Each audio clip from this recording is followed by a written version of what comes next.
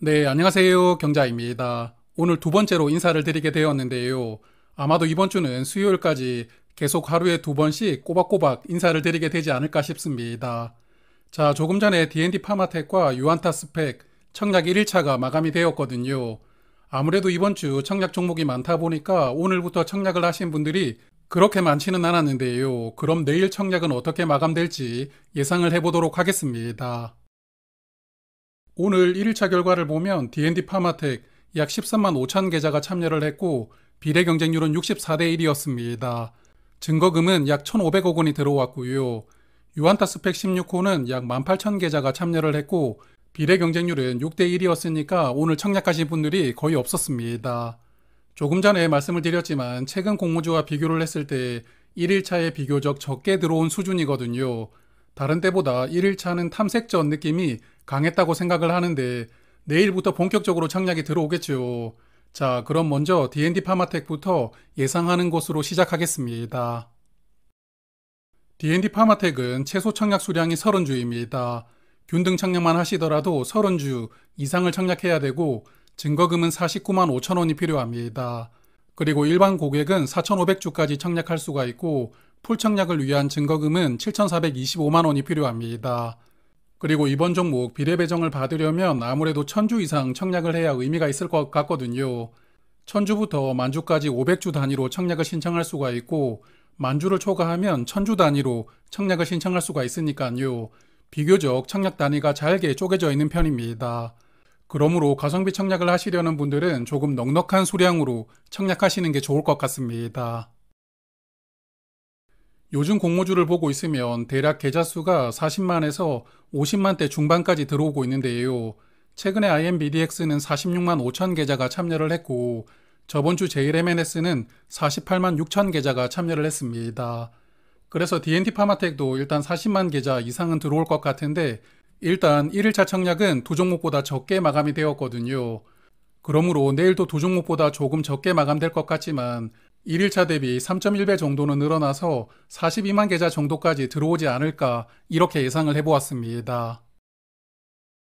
이 종목은 모집 수량이 작은 종목인데요. 균등 배정 수량이 13만 7,500주 뿐이거든요. 그래서 제가 예상했던 42만 계좌가 참여를 한다면 균등 배정을 받을 수 있는 확률이 33%입니다. 청약을 하더라도 받지 못할 확률이 더 높을 것이라고 생각되는데요. 저는 자녀 계좌까지 두 계좌를 청약할 생각인데 그래도 한 주 정도 받았으면 좋겠습니다. 자, 그리고 이번에는 비례 배정을 예상을 해볼 텐데요. 일단 D&D 파마텍 총 4종목과 청약이 겹쳐 있는데 오늘 점심때 민테크 수요 예측 결과를 말씀을 드렸죠. D&D 파마텍의 의무화 계약 비율이 조금 더 높았거든요. D&D는 11%, 민테크는 4.2%였으니까요. 아마도 D&D 쪽을 비례 청약하시려는 분들이 조금은 더 많지 않을까 생각을 해보았습니다. 요즘에 환불기간 이틀에 단독 청약했던 종목들을 보면 사면은 증거금이 12조 원 정도 들어왔고요. IMBDX는 약 11조 원이 들어왔습니다. 하지만 D&D 파마텍 4종목으로 자금이 분산되니까 이들 종목보다는 증거금이 적다고 봐야 되는데 사실 예상하기가 어렵습니다. 그래도 일단 6조 4천억 원 정도의 증거금으로 비례 경쟁률이 2,800대 1 정도 들어오지 않을까 이렇게 예상을 해보았습니다. 그리고 비례 경쟁률이 2,800대 1이라면 한 주 증거금으로 약 4,600만 원이 필요하고요. 금리 3.3% 파킹 통장으로 이틀 이자는 약 7,000원이고 금리 6% 마이너스 통장을 활용하신다면 이틀 이자로 약 15,200원을 내야 합니다. 공모 가격이 33,000원인 걸 감안했을 때 이자 비용이 아주 많은 편은 아니라고 볼 수가 있는데요. 그래서 청약이 겹쳐서 진행되는 것은 아쉽지만 경쟁률이 적당히 높아진다는 장점도 있으니까요. 여하튼 비례 청약하실 분들은 이자 비용 참고하시면서 판단해 보시길 바랍니다. 자, 그러면 이번에는 유안타 스펙을 예상을 해볼 텐데요. 이번 스펙이 16호 스펙인데 15호 스펙이 2월에 청약을 했었거든요. 당시에 약 7만 2천 계좌, 증거금은 약 9천억 원 들어왔습니다. 물론 이 당시는 스펙들이 아주 좋은 시세를 보여주지 않았기 때문에 약간 긴가민가 하면서 청약을 했던 시기였거든요.